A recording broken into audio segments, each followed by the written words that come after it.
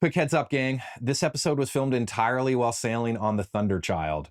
There's a real seaplane takeoff, and I literally had to dive off the boat to save my drone.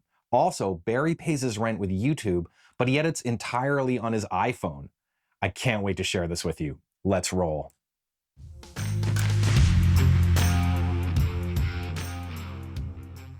Hello, and welcome to another very special episode of Between Two Pints. I come to you from the Thunderchild with Barry, my good friend and amazing sailor.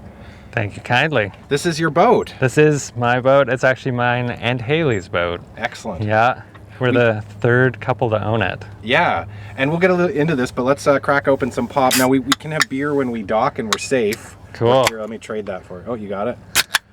Just got to steer with my knee while I do it. Yeah, we are out at sea right now, and we're going to get beer when we go and tie up at dock. I probably used all the wrong words. Safe boating practice. Not drinking alcohol. I mean, you can, but I can't. Yeah, I'll wait for you, though. It's a sacrifice. Yeah. So we recruited you to help on a vertical project, me and some friends who are behind the camera shooting, Julie and Steven, Crimson Sails. Is it Beneath Crimson Sails? Beneath. The director has corrected me. There we go. And yeah, we've come out to Gabriola Island, and you just helped us. We did some shooting a couple weeks ago where we were tied up to dock, and it was quite safe. Yep. And then we came out to get some drone footage. On a perfect sailing day. Yeah, we are blessed. But where did you get this boat? I got this boat by pure happenstance, and I was kind of opposed to it actually when it all started happening. I had a boat in a boatyard for 3 years that I had finished a restoration on, and I launched after selling everything I owned, more or less, my Harley, everything. So I was tapped right out, and I came here because it was cheap, and Simon was here, so one of my good friends lived here, and I was like, cool, I'm just gonna chill out here and recoup and get back together, make the boat that I restored, make it everything I wanted it to be. And so I was fully committed to my old boat. And then this guy walks down the docks and he hears me talking about my years of experience on a tall ship as the first mate, and then he hears me talking about Pacific crossing I did. And he didn't say it to me, but he said it to someone I know. He's like, that's the kind of guy I want to have own my boat. He was 79 at the time. And he told my friend I should buy this boat. And mysterious. Yeah, so he hands him a flyer, and my friend walks over, tosses it in my lap, and he says, you owe me. I look at it, I'm like, dude, I'm in love with my current boat. I just did a 3-year restoration. I'm flat broke. Go away. I don't care. So I was like, it was in the back of my mind though, and then I found it on Facebook Marketplace that evening. I was trying to ignore the boat, but it found me.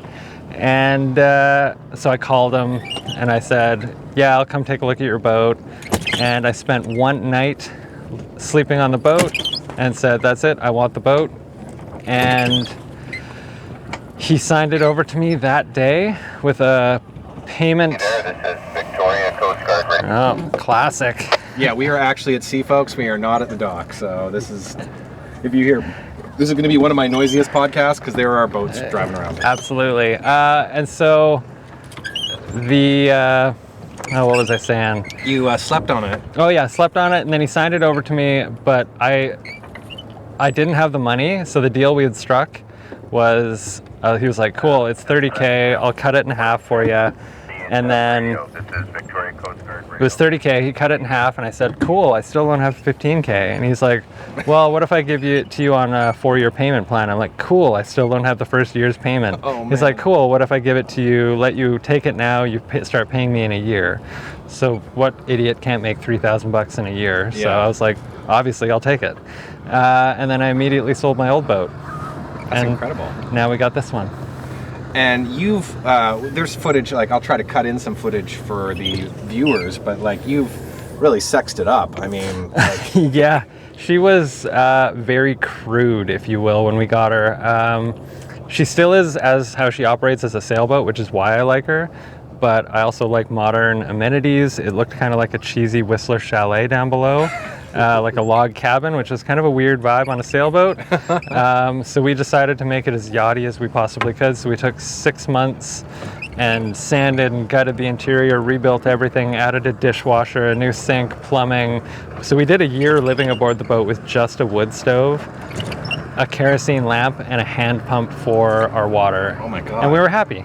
Yeah. But now we're even happier. Yeah, it's gorgeous, and I can throw in some drone footage we shot today. But, Absolutely. and I've seen the underside of your boat because my drone went in the water and I had to dive under your boat. Yep.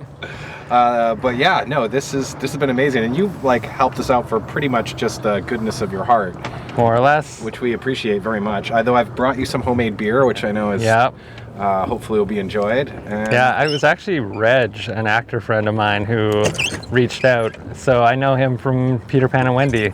I got hired. There was a posting. It said, "You should or live out your swashbuckling dreams." Blah blah blah blah blah. And it had no mention of what it was. But you were like, I want to swashbuckle. Yeah, and I was like, so I submitted a photo, and they were like, the directors just cast you in Peter Pan and Wendy. I was like, what? This is a Disney film? This is like the real deal? And it was awesome. So I became friends with Reg, who's a proper sailor also. Yeah, and Reg is in another big project we're doing, Lance Thunder. Oh, there you go. Yeah, he's one of my favorite people. Yeah, he's actually the lead in that, but and then he'll hopefully have a pirate part on this, but he got booked on a real paid gig. Sweet. I'm just gonna check our heading against that thing over there. I think we're getting close to needing to just wrap up and go drink on the dock and have a proper interview so they can see the boat and how gorgeous it is. Possibly. I'm not opposed to that. Yeah, but how long ago was the thing on Peter Pan and Wendy? 4 years ago, maybe. I think it came out 3 years ago, and it had a lot of potential for like the piratey side of things, but they really in the final edit it kind of didn't come across as well as I had hoped, because that was kind of in my mind the best part of Hook, right? Was the sort of the pirate vibes. Yeah, and they nailed it on set. Everything was incredible, but the end result, it was an okay movie. Yeah, no, I know what you mean. I think they were trying to start something too, and it didn't really, it wasn't exciting enough, but they got caught up in the trying to build a cinematic Peter Pan world. Yeah, it was an easy scapegoat for the people who want to hate Disney now. Yeah, no, that's unfortunate but true. Well, Barry, let's head back to the dock and have a drink and sounds good. Some nice beer, man. Thank you so much, though. This has been like a great day, and even getting to jump in the water and cool off. Yeah, no kidding. No, this has been awesome. You've been such a great host too. Oh, I know, my pleasure. The director and star Julie and Steven back there have spoken very highly of in our previous experience where we came and just took over your boat for a whole day. Yeah. And had to bring. We did all the sins, right? We brought kids on. Yep. It was like a good 15 people or something in total. Yeah, I think so. Yeah, it was good. But we had some good times. Yeah, you guys were all super chill to have around too. I liked it. It was good. Yeah. All right, Barry. Thank you so much. Let's. Hello, welcome back. We have docked the Thunderchild, and now we can drink. Cheers, man. Cheers. Thank you so much for having us. My pleasure. Thanks for bringing beer. Hey, I brought you some homebrewed ciders. And I already beers. put some in the fridge. Excellent. That's for you to keep. I didn't want to waste that for this interview. Hell yeah. I'm excited. I'm saving the cranberry one for Thanksgiving. Yeah, it's quite strong though, and I used a lot of real cranberry juice, and I think the acidity made it a little. It's it's not perfect, but I'm happy with it. But I think we're gonna have a seaplane taking off behind us in a second too. Can I reframe a camera? I think we'll just need to cut and pause. Oh, that's gonna be super loud. You like 13 pistons? Oh man, that's okay. He's probably gonna be gone super fast. Potato. It's my chance to use the SpongeBob a few moments later. Yeah, exactly. So there's a seaplane taking off behind us, and we are on Gabriola Island. Absolutely. And we were just out sailing around on the Thunderchild, and that was exciting. Where were you before this? You were at some sort of competition. Oh, more of a wooden boat show. What's that? It's a show for wooden boats, but like, where was it? That's a great question on both fronts. So wooden boat show is basically just a bunch of old guys get together and hope that people show up at the docks to look at their cool old wooden boats. Yeah. And that was in Pender Harbour, which is that away. Right. So on the Sunshine Coast. Mm-hmm. Oh wow, there's seals. Oh, it's Lucille and Slurp. Lucille and Slurp. Yeah. I love it. Yeah. I think Maggie's Yeah. her mother. Slurp or Slurp. Yeah, she's brand new. Amazing. Yeah. So yeah, how was the boat fest? It was boat really show? cool. The turnout this year was a lot more of the old wooden boat guys that I already knew. So last year, not as much, but this year it was just hanging out with all my old friends, which was awesome. A bunch of fairly recognizable but wooden boats, like one named Anya that was on the cover of Wooden Boat magazine recently. We call her the cover girl. Yeah. And like an old motorcycle friend of mine turned up on a beautiful yacht, and I was like, what the hell are you doing here? Like, I haven't seen him for like 10 years, and the last time was we were ripping around on our BMWs, and now he's a yachty. So, a wooden boat show, how long were you there for? We were there for about 2 days, but we ended up staying in the area because we got socked in by a huge weather system that we just couldn't go sailing safely in. So we had to wait it out, and which was beautiful. It was a hurricane hole, like any wind didn't really manifest where we were. So we're just swimming and hiking and going through lakes, and it was awesome. And then the whole point of the trip was to go to the wooden boat show to start sailing around the remote places of BC up here that they call it the playground of the rich. Desolation Sound. It's like nothing you've ever seen. This is Really? cool out here. Yeah, there's like But- a ton of yachts out here, and this is on Gabriel Island. But kind of Desolation Sound is next level. Really? Yeah. And isn't that in the middle of nowhere? It's just north of Powell River. Right. So like, yeah. Kind of the middle of past the dead end of Highway 101, which the other dead end is in Chile. So, yeah. That's insane. Yeah. So earlier when we were at sea, you mentioned you'd gotten this boat from someone for about 15 grand. Yep. Like, okay, what is this boat? How long is it? I don't know what questions to ask about boats. That's a great thing. So she is a William Atkin designed. He's a famous yacht designer from the 30s, or a lot of his famous designs came out in the 30s. And he was basically building blueprints for a replica of the original 1860s Norwegian rescue ships. And this is the blueprinted, producible, like you can buy the blueprints from someone who is a naval architect instead of just buying an 1860s boat. So you were able to buy the blueprints and then build the boat. So it is basically, for all intents and purposes, an 1860s Norwegian rescue ship, but it was designed by a yacht designer instead of just a bunch of Norwegians sort of building their boats the way they built them. And William Atkin is beloved by most boat people know exactly who I'm talking about. And yeah, she is a William Atkin Cleone, which is 41 feet overall meaning including the bowsprit and the boomkin off the back, but she's 36 feet on deck, and she is very heavy, very stout. As the Norwegians designed her it's basically meant to go out when, it's a Coast Guard boat. It's meant to go out and save people when everything is going horribly wrong. Wow. And that's why she's so stout and stable and slow. That's excellent. So you have you're a social media person, far more than I am. You have, your main thing is YouTube, right? Yeah, it's YouTube for sure. And I mean, I've had many a career. Yeah. Originally a game developer for 16 years. Oh, who'd you work for? Everybody. Everybody? Everybody. What kind of which games did you work on? Most notable would be like BioShock 2. Oh, that's a great game. I played Although that was, they played it interesting where they made it look like it was a small team of in-house 20 people or whatever, but it was thousands of remote freelancers. Oh, yeah.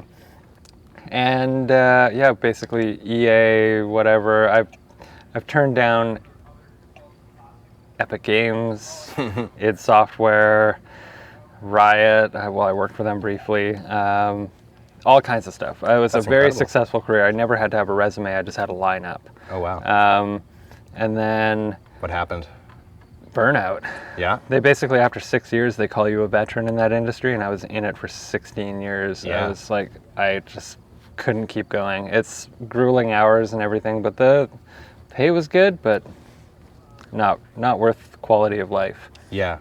And then from there, I got into dealing vintage clothing for about 7 years, and then I realized I really wanted to do sailing. I really wanted to get into that, so I ended up knocking on a tall ship and seeing if they had a job position. They did. They had a job for me. They said for 2 weeks, And 7 years later, I was the first mate in charge of pretty well everything from trip planning to ship maintenance and crew management and everything. And it was, that's why this was such a easy peasy docking for me. So yeah, you just glided in here like I don't even think I could parallel park a car that well, and I drive a Matrix. Yeah, I came in at like Mach Jesus and then just slammed it in reverse and knew exactly what the ship was going to do as a result, and yeah, it was super chill. Fantastic. Okay, but like, what's a tall ship? Sorry, I don't know. Like, that's a good question. There's sort of, if you want to get nerdy about it, there's classifications of a tall ship. The tall ship I worked on was like a class 3 or a class C or whatever. I don't remember the qualifications, but basically it's a large ship that's either very largely rigged or fully rigged. And by fully rigged, I mean square sails, like the classic master and commander kind of ship you would see. Galleons, etc., would be considered a tall ship. And did you like live on the boat for 7 years, or like how did that work? So it was often on the charters, you're like away for either 4 days or 10 days or whatever. So every time you're on a long charter, you are away from home and usually out of reception and everything. It's your whole existence. And then you don't sleep because you're on anchor watch and fire watch and all that stuff. So it was not the best paying job in the world, but the quality of life was incredible. Mm-hmm. I would take that again over being a game developer any day. Yeah, it was supremely satisfying, and even if I wasn't being paid well, it was a paid education. So the amount of shipwriting skills were sitting on a deck I just built before you guys showed up for the shoot.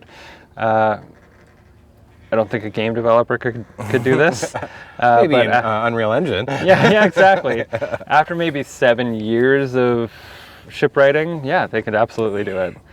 Yeah, it was a really interesting direction, and just sort of knowing that I wanted to have a few things. I was very materialistic with the vintage clothing, like tens of thousands of pieces in storage and stuff. Mm-hmm. But now, God, I probably only own like 70 things, and I get to take care of those 70 things very well, and so it's a very anti-materialistic way of life. Sure, I own a boat, and I own the things to maintain the boat, but I'm not out buying, what are those new trendy toys that everyone's going? Laboobies? Yeah, exactly. Like, completely, I don't even know what they're called. Yeah, no, they're completely devoid of all that. I like dumb gimmicky stuff and material things as much as the next guy, but those are ugly. Yeah, and I've been there. Like, I collected all kinds of, dude, I used to have every 70s Star Wars toy, whatever. Like, I get it, and it does bring satisfaction. And I still have a massive collection of not massive, a personal size collection of rare vintage garments. 40s Hawaiian shirts, 40s workwear that I still wear on the regular, but it's like only a select few things, and it makes your life becomes really manageable when you only have a handful of things that you're thinking about and worrying about. Like, my daily concern is wind direction instead of paying bills or anything, because I mean, this life is so cheap. Haley and I used to have to spend probably about $5,000 a month to survive in the city. And we came over here, and now I can do YouTube full-time, bringing in $1,000 a month, sometimes more, sometimes substantially more, but that's more than enough to live a super comfortable life out here. So getting away from the city, getting away from materialism, getting away from collecting and hoarding things and that sort of thing, just now it means that I can go sailing with you guys when you come to Gabriola, right? Yeah. And like sit down and do a podcast and drink beers in the middle of the day, right? Like this is infinitely better. On a beautiful summer day when many of my friends are probably in offices or working from home. Right, exactly. Yeah. And I did that for 16 years, being like, wow, it's so nice outside. Yeah. And now we're outside. Yeah. Yeah. So what is your YouTube channel? YouTube channel is Sailor Barry, and the show is called Sailor Barry and Haley, and we started off originally fixing up our 1956 wooden boat, but now through the circumstances that brought us to this boat, restoring this one, and the plan for the show is that we're going to take this boat and we're going to sail it around the world. and we're planning to leave in September of 2026. So like next About a year. year from now. So wow. New sails are coming, more work on the decks,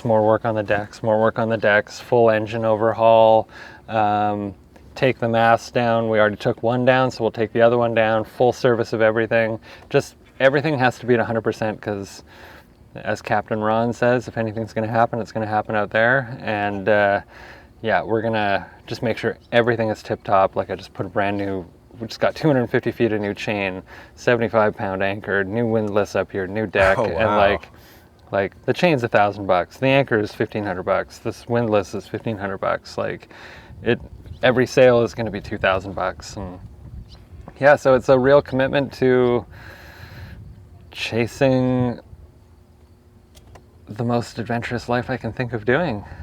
So for your YouTube channel, like how do you make a video? That's actually a great question for me. I am the exception to all of this. Okay. Everyone else has a computer. I know a lot of YouTube sailors, and they all have those like stacked up SD or SSD hard drives and stuff, and they carry all their footage around. My box with me. Yeah, and they're all SLR, and they're all transferring data around and editing with DaVinci or whatever. Then that's kudos to them. That's I'm great. sensing a butt. But I don't even want to look at a computer ever again for the rest of my life. That's fair. And granted, a phone is a computer, but I literally film and edit everything on my phone. Oh, wow. 100% of it. So I'm not transferring data around, and then when I finish my episode, I delete all the footage.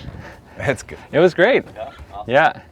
Awesome. So yeah, I don't have to transfer any of the data around. That's hilarious. Yeah, it's literally all there. And iPhone 15 Pro Max, whatever. Do you use the Blackmagic app to record with? I used to. Right. And I found with the editing software, it's pretty cool on the iPhone. I use InShot and Prequel. Yeah. But the amount of labor from like iPhone very much standardizes. It kind of looks like iPhone footage. Right. But then filming a log, like I was doing Apple ProRes, et cetera, and then the whole Blackmagic camera app thing. And I found it was very extra time consuming to set up my ND filters, get my exposure right, and all of the things where the iPhone HDR ends up only working when you're at a certain range of ISO and blah, blah, blah. That was a bit of a time consumer, but then mostly it was with the software I use, it was just really, really tricky to get consistent shots from scene to scene to scene lighting wise, because I just don't have, I'm not using a proper editing suite. Yeah. So in the end, having the super uniform iPhone footage was actually way more advantageous. So I went really deep into that for a while. Yeah. But definitely it made my episode, I spent like a whole month making one episode at one point with doing it that way, whereas now I'm like 2 evenings. Wow. And so what apps are you using InShot on your phone? Yeah, so lately I've been trying, so I do InShot for all of the major editing, putting everything together, and then after that I've been doing, and this is only a recent development, using Prequel to do the final color grade on everything, because it just has way more options. Like you can add slight misting and stuff to certain shots, and I just do a quick blanket color grading, and everything turns out way nicer. I have way more of the like Wes Anderson kind of vibes in the end instead of iPhone. It does not look like iPhone Brought to you anymore. by Apple. Yeah. I can like crank the contrast way up or down, everything in a way that I couldn't before. So like if it was kind of gloomy out with little bits of sun coming through, you film that on an iPhone, everything's kind of bright. Yeah.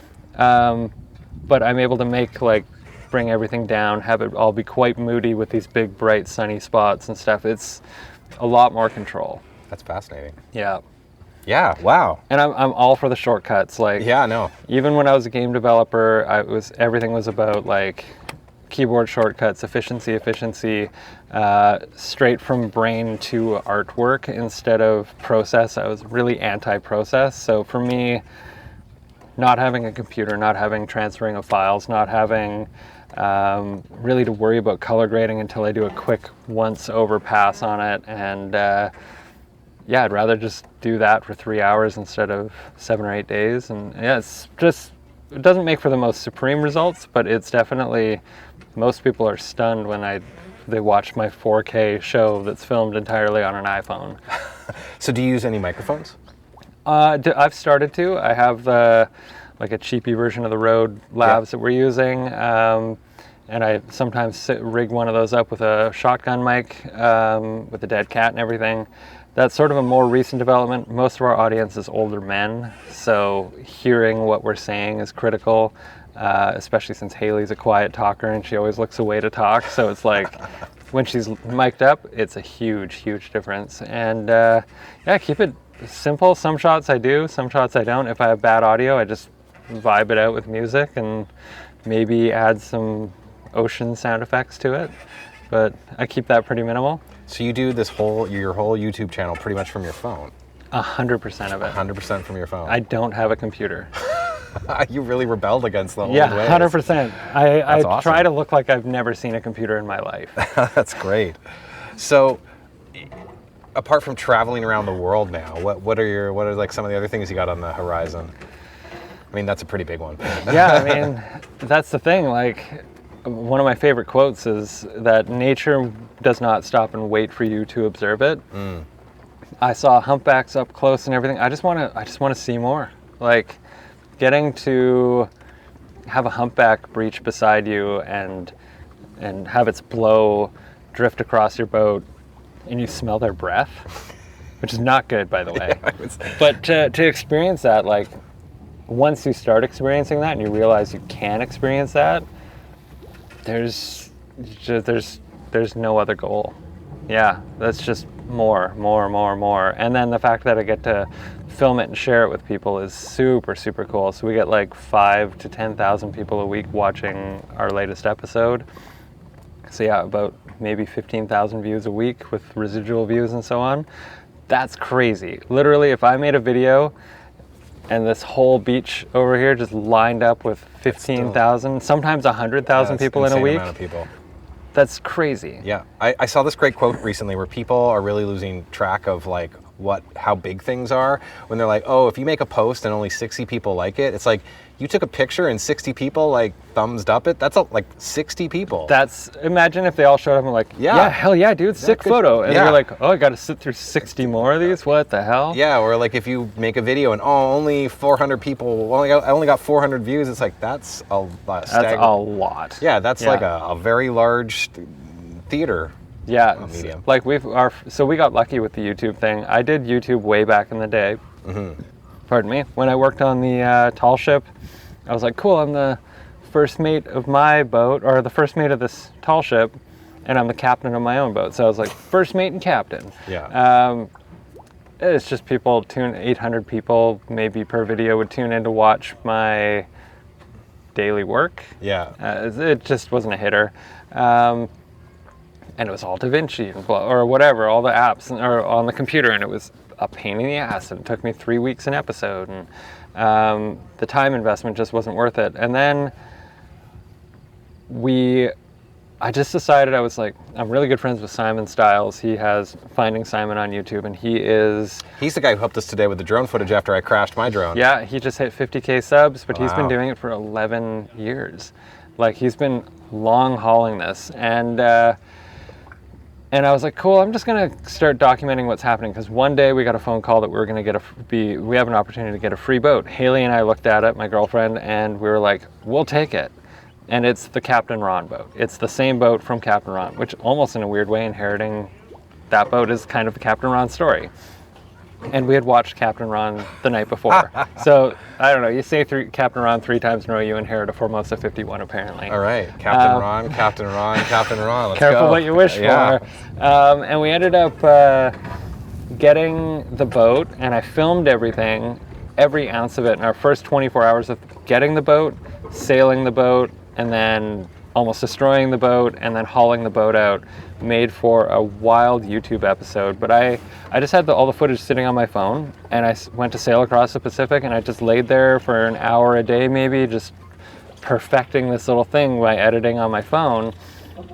And on a wild shot, I just uploaded it to YouTube, and then 250,000 views later and 10,000 subscribers later, Holy crap. overnight, we were a fully monetized YouTube channel, and that was it. That's insane. And I just kept building it over the last 2 years, and now we're creeping up on 20,000, and by the time we hit like around 40, I think we'll probably be making enough money that we already make enough money that we could sail away, if presuming this boat was 100% right now, sail away, and we'd be fed and we'd have diesel and we'd live a good life.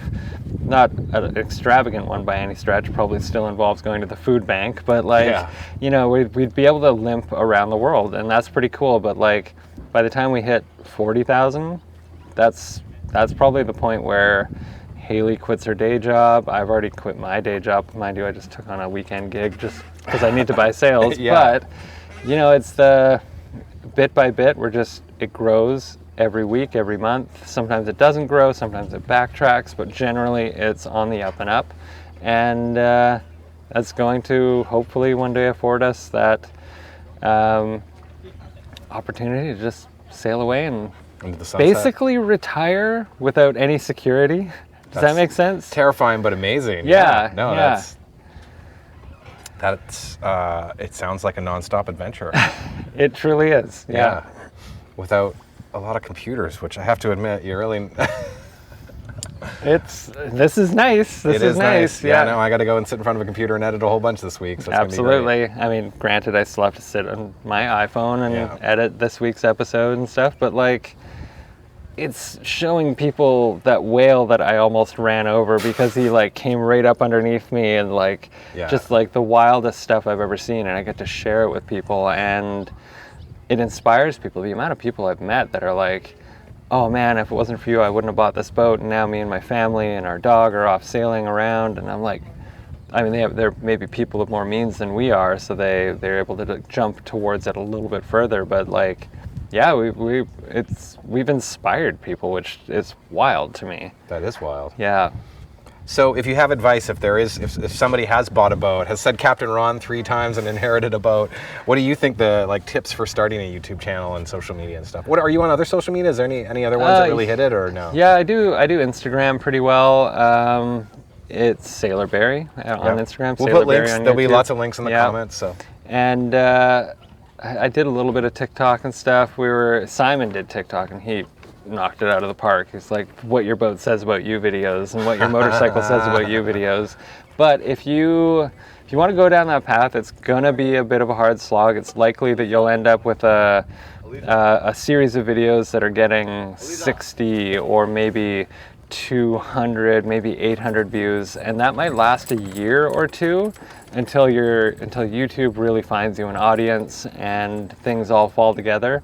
So expect it to be sort of a loss on labor for a while, but if it's something you really see that like, start now, and like maybe 2, 3, 4 years, if you're interesting enough, if your boat's interesting enough, you'll be able to attract an audience. And you don't even need a camera or an editing computer. Apparently not.